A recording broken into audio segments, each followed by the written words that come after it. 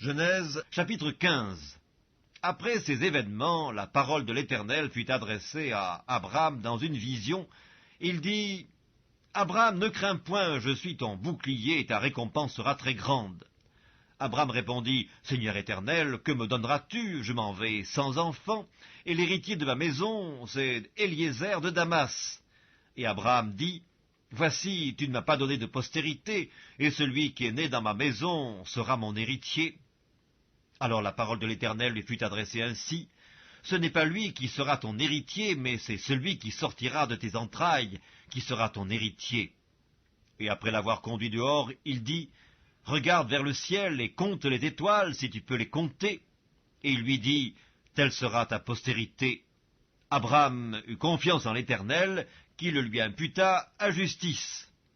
L'Éternel lui dit encore, « Je suis l'Éternel qui t'ai fait sortir d'Ur en Chaldée pour te donner en possession ce pays. » Abraham répondit, « Seigneur Éternel, à quoi connaîtrai-je que je le posséderai ?»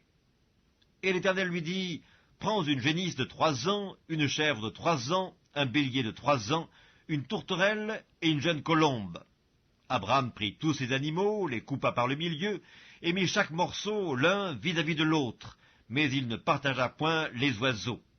Les oiseaux de proie s'abattirent sur les cadavres, et Abraham les chassa. Au coucher du soleil, un profond sommeil tomba sur Abraham, et voici une frayeur et une grande obscurité vinrent l'assaillir.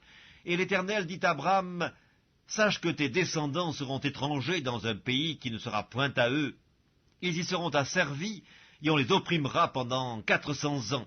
Mais je jugerai la nation à laquelle ils seront asservis, et ils sortiront ensuite avec de grandes richesses. Toi, tu iras en paix vers tes pères, tu seras enterré après une heureuse vieillesse. À la 4e génération, ils reviendront ici, car l'iniquité des Amoréens n'est pas encore à son comble. » Quand le soleil fut couché, il y eut une obscurité profonde, et voici ce fut une fournaise fumante, et des flammes passèrent entre les animaux partagés.